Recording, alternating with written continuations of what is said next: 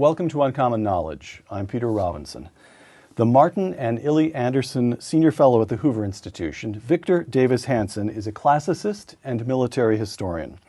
Dr. Hanson is the author of more than 12 books. His most recent volumes, Makers of Ancient Strategy, From the Persian Wars to the Fall of Rome, which Dr. Hanson edited, and The Father of Us All, War and History, Ancient and Modern, a volume of Dr. Hanson's own essays and the subject of our discussion today. Victor, for a man who has studied several thousand years of military history, a contemporary question. We'll come back to this, but in brief, is Barack Obama proving a worse or a better commander-in-chief than you had expected? I think worse. Worse? Yes. Oh, you surprised me. We will come back to that. We come back. All right. Worse than some good things, some bad things, overall disappointing. All right. Segment 1, War and This Republic. 2 quotations. First, Victor Davis Hanson in The Father of Us All, quote, "War seems to be inseparable from the human condition," close quote. Second quotation, political scientist John Mueller. "War is merely an idea, an institution like dueling or slavery that has been grafted onto human existence. Unlike breathing, eating, or sex, war is not something that is somehow required by the human condition," close quote. How is the layman to choose on the evidence between Victor Davis Hanson and John Mueller? Well, I think I was empirical, and the latter quote was theoretical, evangelical even. He wants something to be true. I don't care whether it's, I wish it were not true, to tell you the truth, but I just look at primitive man, what anthropology and archaeology tell us about pre-civilized, pre-modern man, and then I count up the number of wars, and then I think of the enlightened republics in our memory. Athens, the Parthenon, Socrates made war 3 out of every 4 years. So that in the 5th century. 16th century Venice, same thing. United States since Vietnam. Vietnam is going to usher in a period of peace. Cold War is going to be over. That was going to issue in a public period of peace. More people have died since World War II worldwide, over 50 million than during World War II. So it's a pretty brutal, depressing, Hobbesian world that we're looking at. We don't want it to be true. But there is a happy note. We know how to mitigate the effects of war by deterrence, balance of power, military preparedness, etc. You bring me to another, one of your basic themes in this book, from The Father of Us All. Again, I'm quoting you. Americans tend to lack a basic understanding of military matters. Why? Well, I think we're optimistic, especially in America, and the promise of the Enlightenment was with just enough money, with just enough education, we can remake the nature of man so that he acts in a logical... But that's not the Founding Fathers. Where does that come from? It comes probably from Rousseau, Kant, the French and British Enlightenment, Scottish Enlightenment, the idea that man is perfectible with enough education, reflection, money. So there's an element of that is present. There is, the puritanical element within the United States, that we are going to come to this country, make a city on the hill, and make a new American man. So we were very much hopeful that America would be the exception to this brutal, bloody history in Europe. It hasn't been, unfortunately. And so I just want to pursue that a little bit, because you are not arguing that it's modern affluence that has cosseted a couple of generations of Americans and insulated them from the nasty reality of war.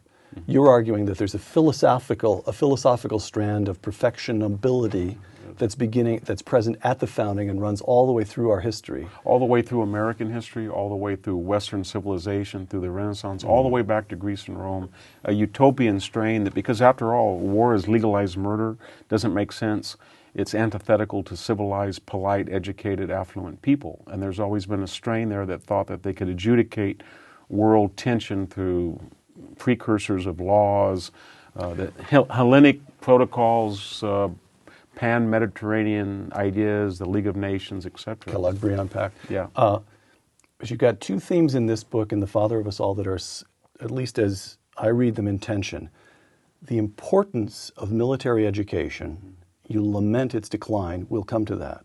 The importance of military education and the essential, fundamental unpredictability of warfare. Yes. So the obvious question is, what's the point?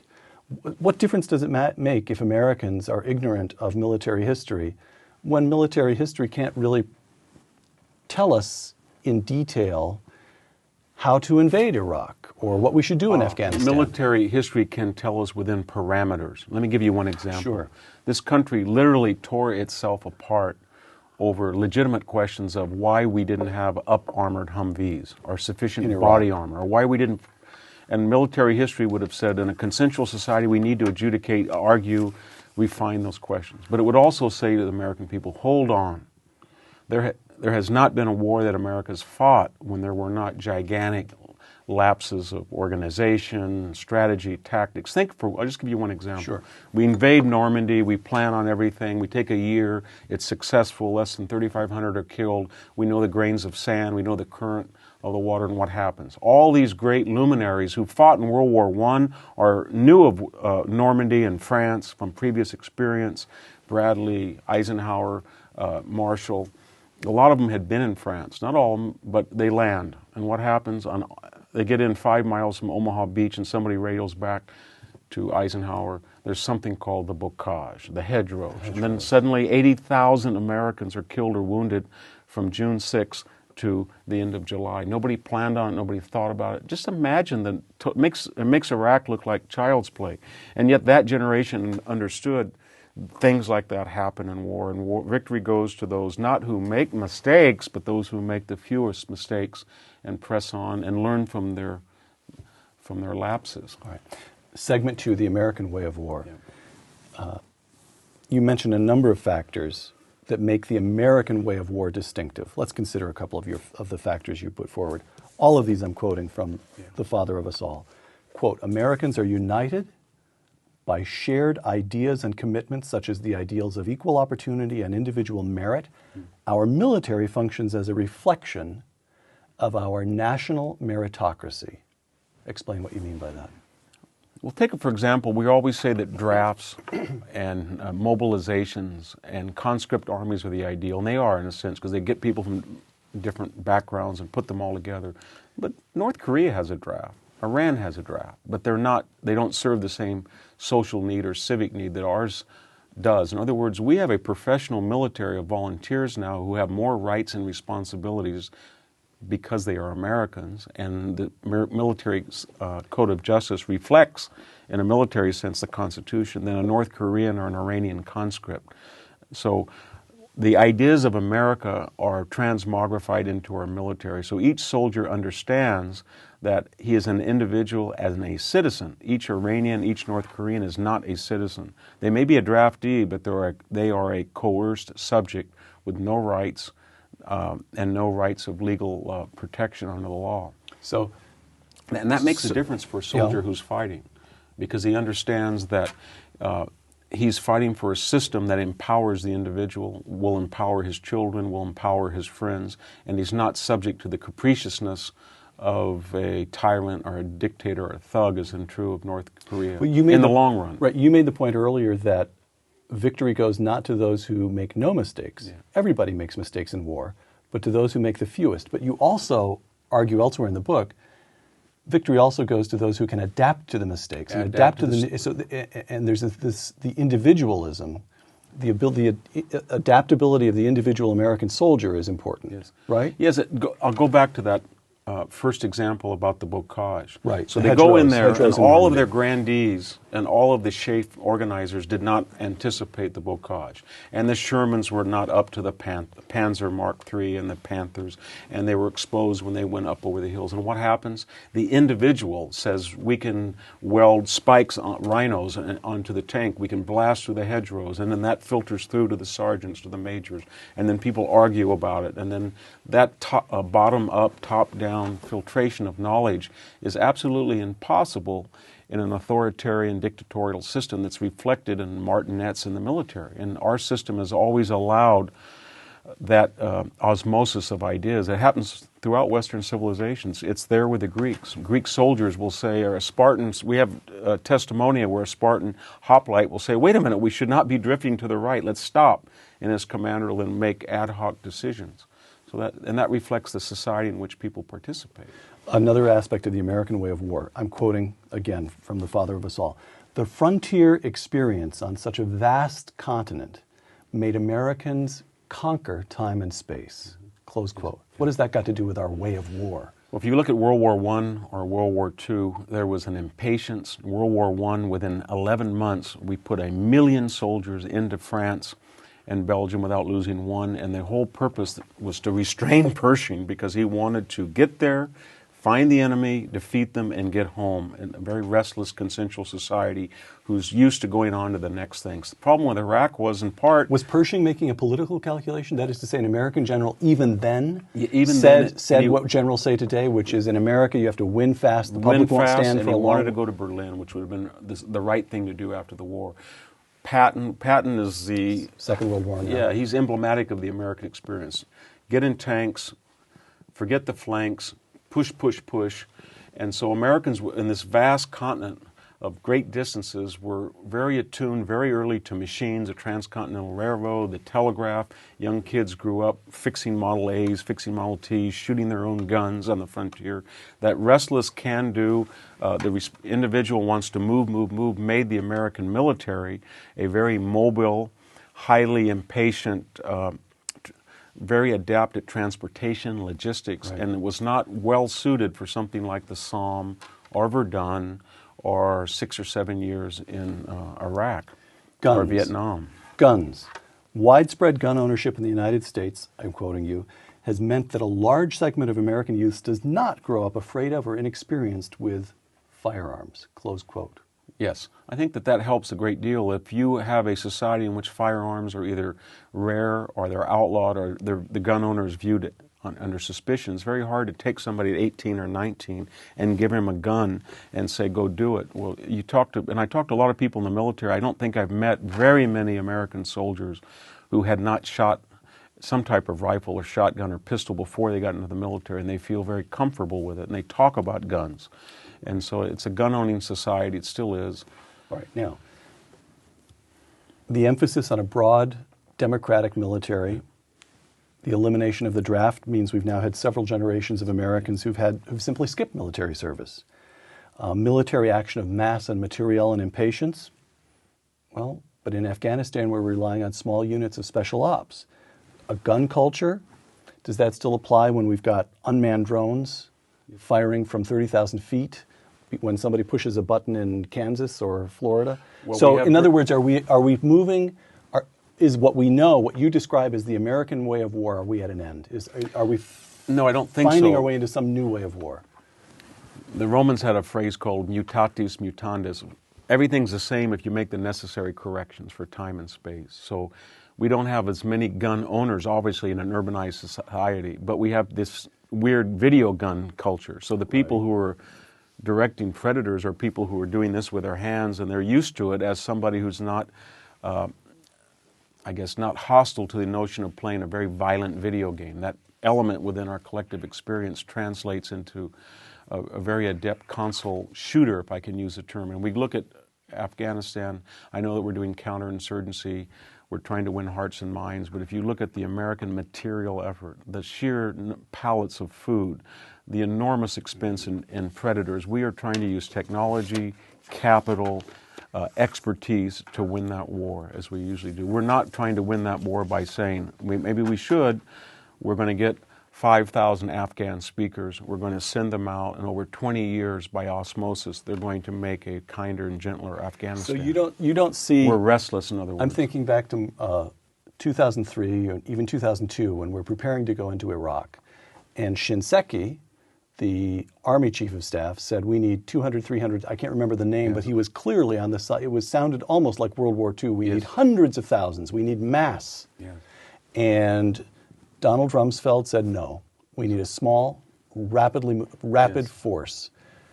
You don't see that as Rumsfeld on a kind of innovative edge away from... No, he was, but they had one thing in common. What drove Donald Rumsfeld was on to the next objective. We went into Afghanistan, and now we're going to go into Iraq, and then we'll do whatever we have to after that. And what drove Shinseki was, yes, okay, but we're going to go in there and crush the enemy with American firepower. Neither one of them, if you had asked them, Mr. General Shinseki was not saying we need, maybe post facto people said he was, but he was not saying we need 300,000 so we can stay there for 10 years. No, that's right. And same thing with Donald Rumsfeld. And so they shared the same idea that one had a different view, a different tactic than the other, but the idea was they were going to use American technology, expertise, firepower to defeat the enemy in a very, as brief a time. Shinseki just thought you could do it with manpower. Rumsfeld thought you could do it with technology. And by the way, talking about military error, look how a knowledge of military history would have taught us something. Hitler, people say, why did Hitler go into Russia?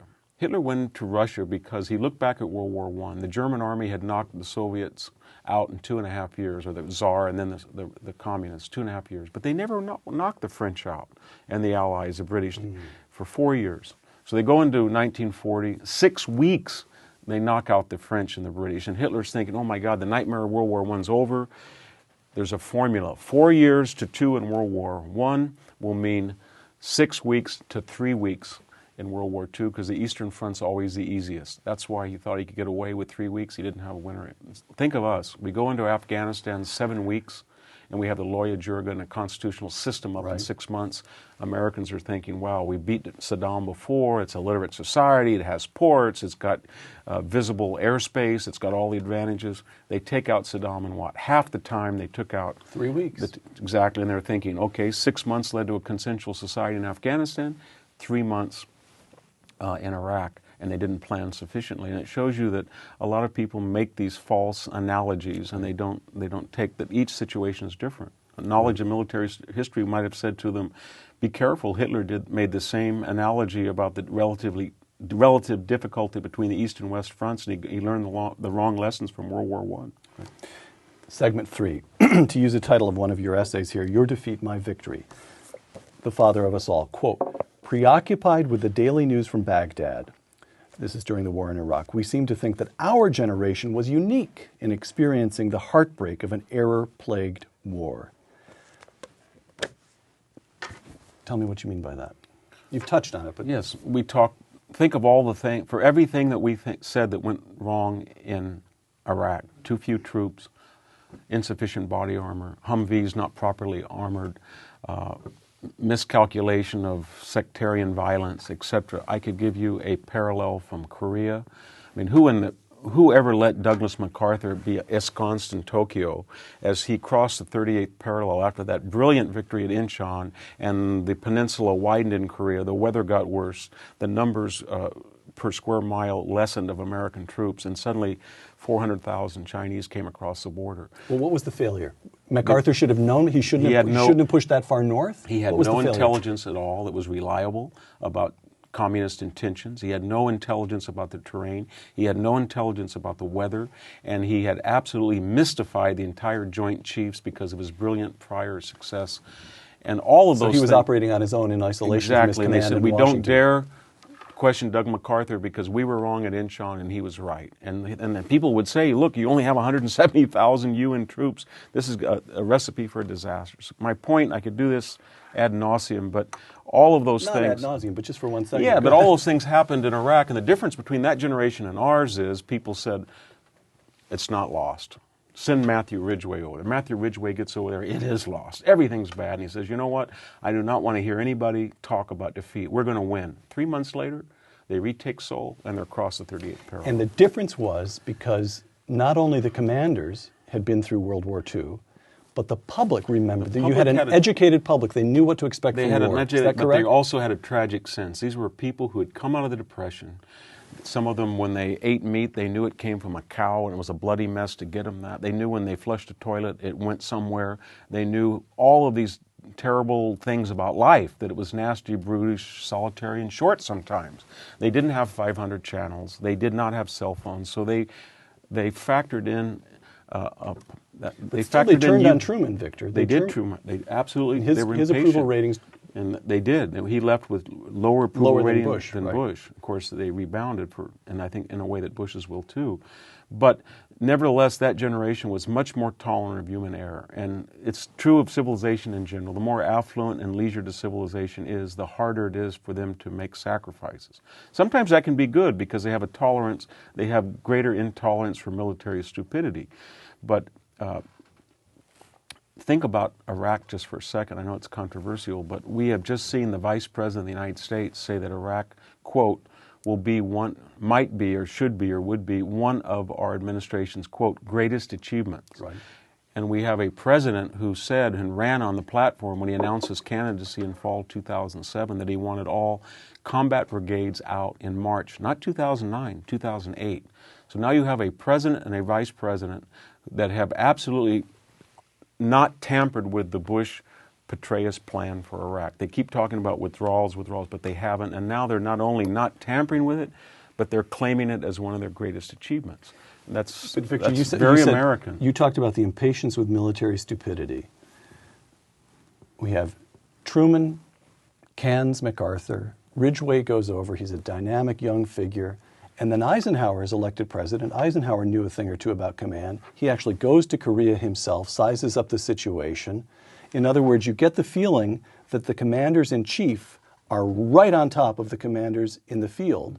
And I can see from your eyes, you know where this is going. So the question here is, after those 3 weeks, the lightning strike into Baghdad and the toppling of Saddam Hussein's regime, things go sideways in Iraq for not months, but years.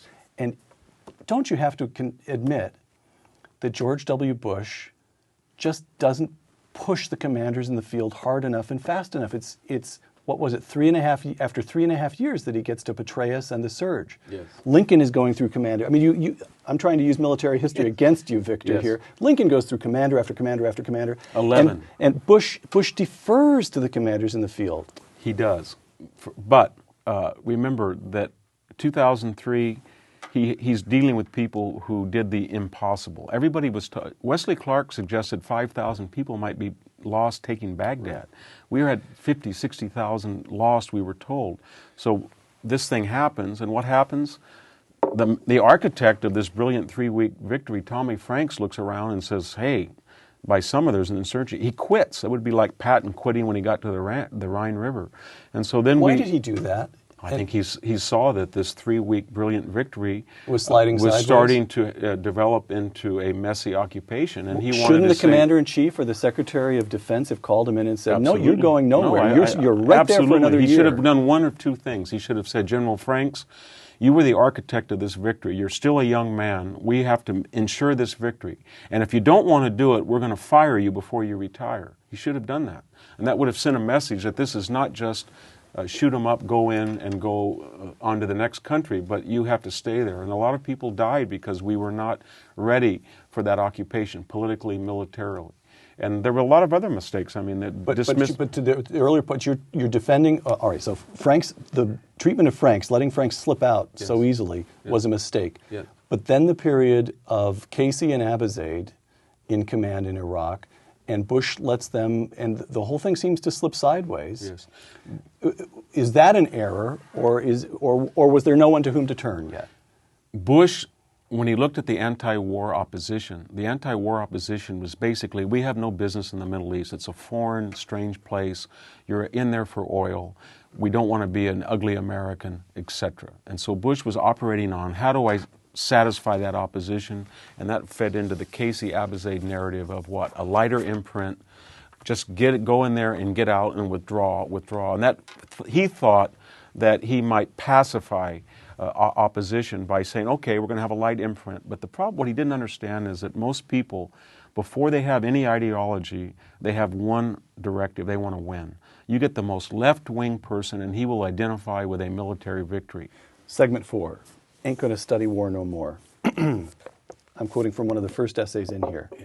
My advisor, you write, Yeah. when you were looking around at Stanford as a graduate student for someone to advise you on a paper on ancient Greece, my advisor was skeptical of your project. He knew better than I the prevailing attitudes in the scholarship of the times, close quote. What was it that you wanted to do that it prompted such skepticism? Well, I had a very narrow education. I was a philologist where we had to study Latin and Greek manuscripts, basically. The program I was in philology. So I wanted to study war, how I didn't think people in the Peloponnesian War, any war, really achieved much by the standard tactic of ravaging the countryside to force the enemy to fight them. So I mentioned this because to my... you knew as a farmer from the Central Valley how hard it is to ravage. Yeah, you'd see Thucydides or Herodotus or Xenophon, the ancient historians would say they cut down the trees and burn the grain, and everybody was writing, okay, the enemy was devastated economically. And I suggested, no, they weren't, because that's very hard to do. It's hard to light green grain or cut down a 12-foot in diameter olive tree, but they were prompts or instigations to get the enemy army to come out. So that was the emphasis. But my advisor, this was in the post-Vietnam period, was saying, you know what, military history, look at the jobs. There are no jobs in military history. Do you really want to be stigmatized instead of a philologist that studies Aristophanes or Thucydides, some right-wing nut that studies war? Why? Why did the Academy turn against the study of war? I don't know. I think a lot of it had to do with Vietnam in particular in the 70s and 80s. That's when you really saw the decline in academic programs. But there was a larger notion of social science. Social science that taught us that the nature of man is perfectible and it's changing. That you, with certain techniques, certain educational ideologies, you could change the way people are. His hard wiring, his brain chemistry would change in such a way he'd be peaceful. So as military history declined, we had something called peace and conflict resolution studies. To such a degree, I think that we have about 30 programs in military history. And about in the country? Yes, and about 200 peace and conflict resolution programs. And yet we know that the United Nations or the League of Nations has never stopped any war. Victor, you note... maybe to interrupt I'm sorry, you. go ahead. As a prominent conservative that was on the barricades during the Cold War, you know that today Taiwan does not exist because of the UN. South Korea does not exist because of the UN. They exist because of U.S. military deterrence. That's clear to everybody. And the idea that the United Nations would save Taiwan and extremists is lunatic. Yeah, and you also make this really provocative point in The Father of Us All, quote, the university's aversion to the study of war is out of step with popular culture, which displays extraordinary enthusiasm for many things military, as witnessed the bestsellers by Stephen Ambrose, David McCullough's book on Truman, which deals a great deal with his conduct of the final stages of the Second World War. Your books, which sell beautifully. Peter, if we walked right over to the Stanford bookstore or the Stanford catalog and looked at it, we would see gender studies, gender studies, gender studies, anything with studies, leisure studies, gender studies, race studies, environmental studies. And keep that in mind. And now if we walk right down University Avenue to Borders Books, you'll see commercial enterprise. Yes, commercial enterprise. You'll see something that says military history, and you can't even get near there. Shelf after shelf. Shelf after shelf. You'll see the studies that nobody, and it's very tiny, because people, whether we like it or not, are naturally attracted to these awful incidents where people are willing to wage their life for a principle, good or bad. So military history is in the dark hearts of us all. And so what's happened is when the university shunned that as an academic discipline... Hang on. Aren't you making a terrible concession when you say that it's in the dark hearts of us all? Aren't you already conceding the point to those who wish military history didn't exist, that it's this kind... You argue here that military history, military education properly understood, is not merely a necessary evil. We need to know this in order to make war less worse. Just like you argue it can be ennobling. Yes, because look, the person who studies cancer, the oncologist, is not a bad person. Right. He understands cancer and tumors because he wants to find how to stop them. But the oncologist does not think that one day he's going to wake up and there's going to be no cancer. He understands there are always going to be cancers, at least for our lifetime, and he's going to try to thwart them. The directive of the military historian is not that you like war, it's organized murder. What you like about the field is to study it and to tell people that as awful as it is, and as it was with us in the beginning, that may be with us in the end, there are protocols in the past that allow us to get through it and mitigate its effects. If you have a strong deterrent and you can suggest to a rogue nation, an outlaw nation, a bellicose nation, I wouldn't do that if I were you, because the consequences are going to be so terrible you would not like that. If you can send that message, then you don't end up with a Philip of Macedon, or you don't end up with a Hitler, or as a member of the Reagan administration, you realize that Jimmy Carter's approach simply didn't work. Right. It doesn't work. A quotation, then a couple of facts. The quotation from The Father of Us All. Most notable Greek writers, thinkers, and statesmen, from Aeschylus to Pericles to Xenophon, had served in the phalanx or in a trireme at sea, and such experiences permeated their work, close quote. That's the quotation. Now, two facts. Here's one. In the United States today, those who enlist in the military come disproportionately from the poor. Yes. And those who become officers come disproportionately from the Midwest and above all from the South. Yes. Now here's the question. Whereas the leading figures of Greece all understood the military from first-hand experience, American elites, Northeast, coastal California, can lead their entire lives without brushing up against military culture, let alone military experience. Is this something new in American history, and is this healthy? Well, is I mean, this we've had sustainable? we've had people who have not had a lot of military. I mean, Abraham Lincoln was in the Black Hawk War for a few weeks. FDR was Secretary of the Navy. So we've had people, but what the difference is that this is the first time that we've had commanders-in-chiefs either have not had military experience or they haven't had anything comparable. What I mean by anything comparable, anything from the underbelly of American life. Anybody who's had to take apart an engine, anybody who's had to build a house. So there are approximate experiences, not the same, but there's a tragic sort of notion that you're in a dead-end job, you have to work with muscular strength, there's no good and bad choices, bad and worse choices. All of that tragic view is necessary to understand what war is. But yeah, I'm afraid that in a very sophisticated technological society, we are certifying excellence, and this is a larger topic, expertise based on basically an Ivy League credential, which is not commensurate with real experience in the real world. It doesn't really tell us what somebody in Fallujah is thinking about. It's what saves the United States when it goes to war is that we have a subset of the population, for a variety of reasons, enlisted in officer corps that are 19th century in mentality. They live according to the protocols of the 19th century. What do I mean? They're more likely to believe in a transcendent religion. They're more likely to believe in nationalism. They're more likely to believe that, in a tragic view, that you can be good without having to be perfect, so they don't become depressed or inordinately give up because of an error.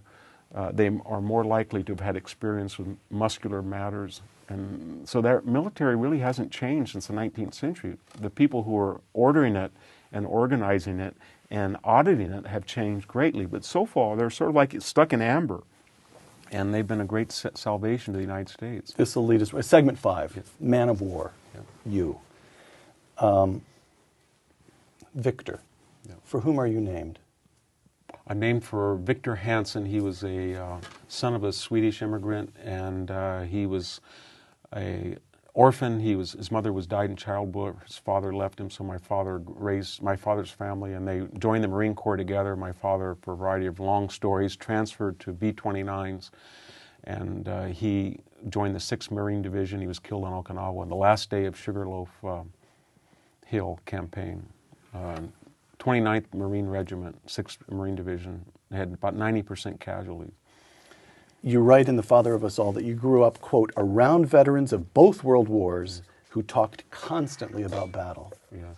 Your dad, yes, who lost this almost brother of his. Yes, they talked about Victor Hanson, who was killed in Okinawa. He flew 40 missions. Your dad? Yes, over Tokyo in a B-29, had to land emergency 2 or 3 times in Iwo Jima. My grandfather, Frank Hanson, was gassed at the Battle of Belleau Wood. My first cousin, Holt, was killed at Normandy Beach, Holt Cathers. So I heard all of that. They didn't talk about it a lot, but they had a certain tragic view that pretty much when you went to war, you didn't have any good choices.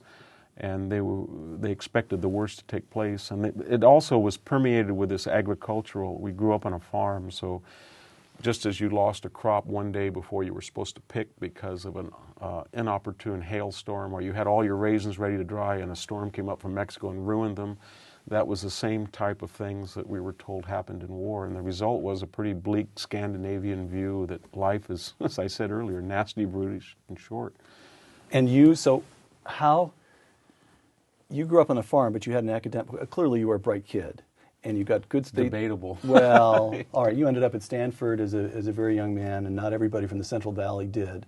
But was it growing up with these men in the background of your life Yes. that interested you in military? I think also I had to work very hard on a ranch, and it was very isolated, and I wanted to get away. I had wonderful parents because although they lived on a farm and they worked, and my grandparents worked, my mother had gone to Stanford Law School when nobody did as a female in the 1940s. My father had enlisted out of University Pacific, and they stressed education. So when I got 18, I thought, you know what, I got to get off a tractor and get as far away from this as possible. But then when I was 26, I had a PhD, and I went back and farmed. So I was the laughing stock of the whole neighborhood out there pruning with a PhD, and everybody thought that was hilarious. I happen to know you still go back to the farm and do pruning yourself.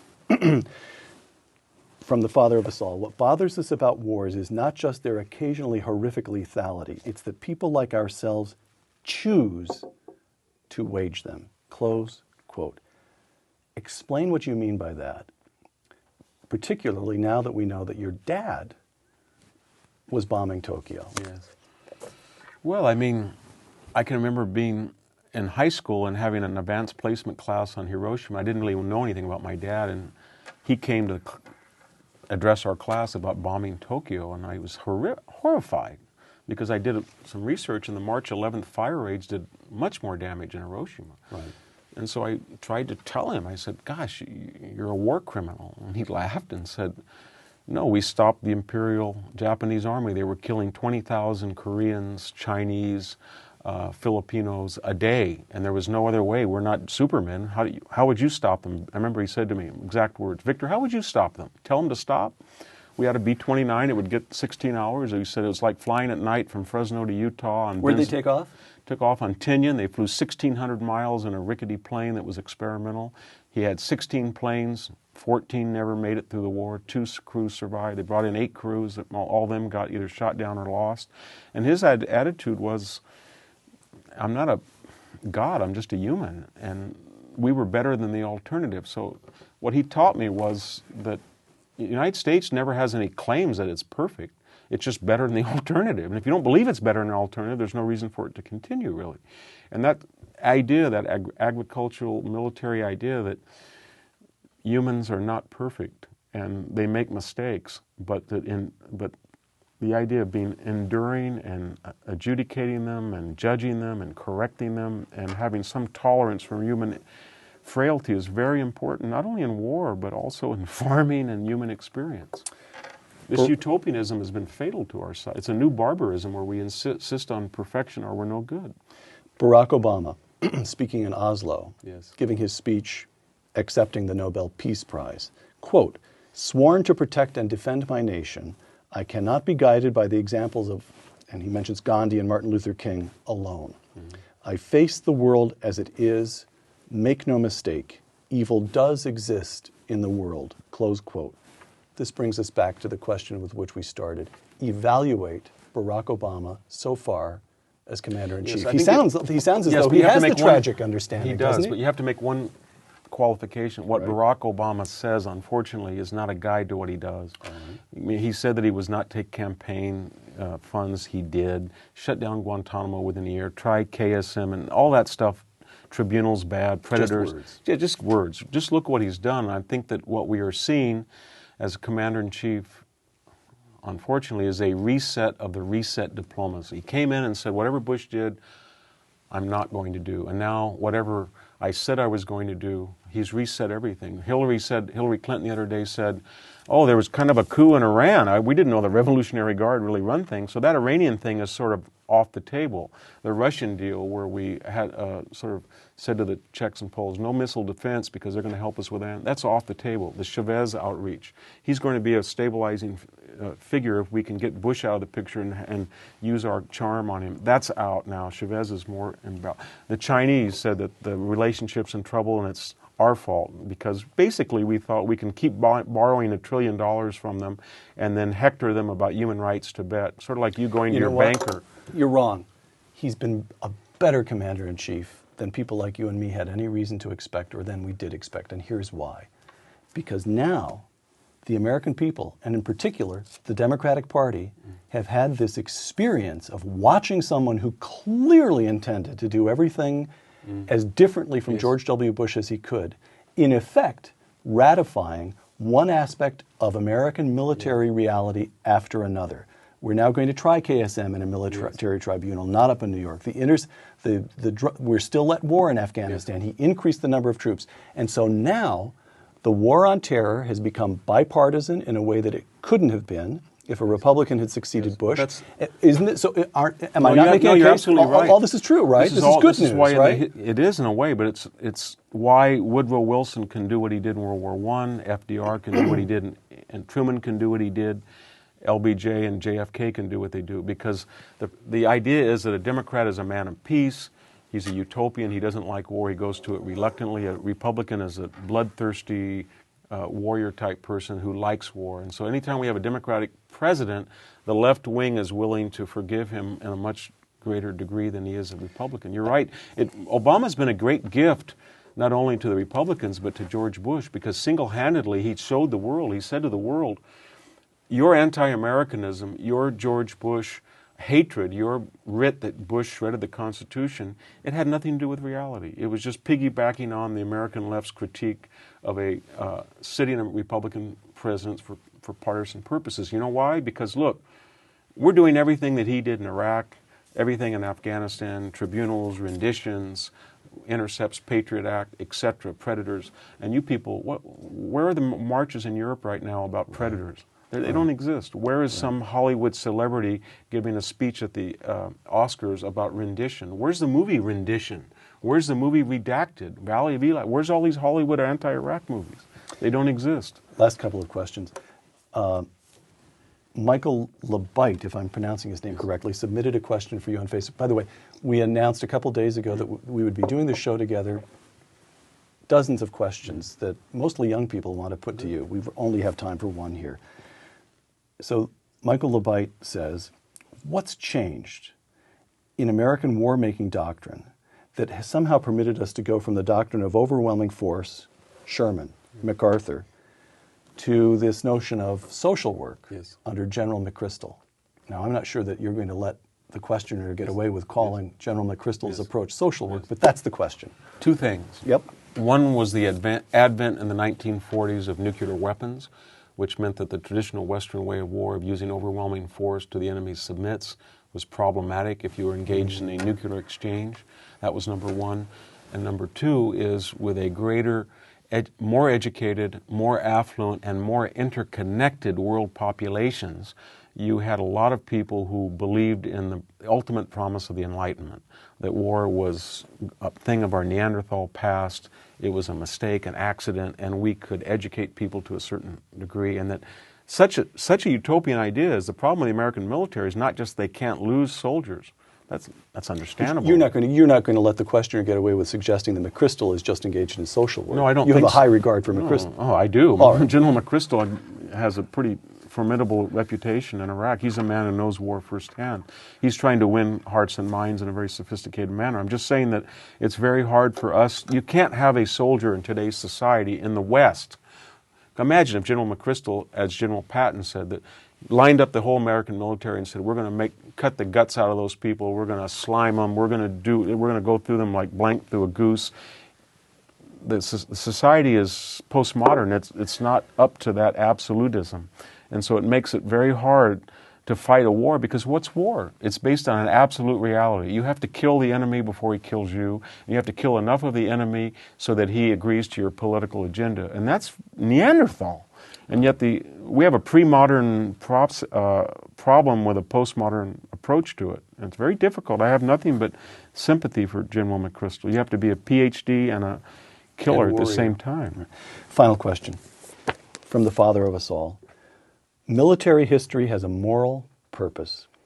If we know nothing of Shiloh, Belleau Wood, Tarawa, and Chosin, then these sacrifices no longer serve as reminders that thousands endured pain and hardship for our rights, and that the departed expected future generations links in this great chain of obligation to do the same for those not yet born. Victor, in this country today, are we reaching the end of that great chain of obligation? I'm worried because there's a lot of reasons to study military history. We could go on, but one reason that's never mentioned is you have a moral obligation to acknowledge the ultimate sacrifice of thousands of Americans in their youth.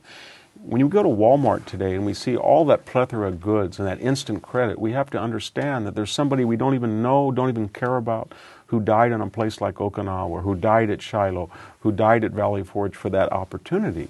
I was on the American Commission for Battle Monuments overseas, and just to walk through a place like Ham or Normandy or the Argonne and see all of those white crosses, nobody knows their names, nobody knows what 8th Air Force means anymore, nobody knows what 101st means, and yet those people gave their all for us, and yet we have turned American history into melodrama, like Americans were genocidal or Americans had slavery. Never that compared to the alternative, we were far better than worse, and that we were good and a certain number of people sacrificed for us and we have to appreciate them rather than damn their memory. I'm very worried about it. Military history and the acknowledgement of the collective sacrifice of American young people in the past should be the ultimate topic in our high schools and schools. Every class, every school should have some acquaintance, some mention of places like Tarawa or places like Guadalcanal or places like Bella Wood. Victor Davis Hanson, author of The Father of Us All, thank you very much. Thank you. I'm Peter Robinson for Uncommon Knowledge and the Hoover Institution. Thanks for joining us.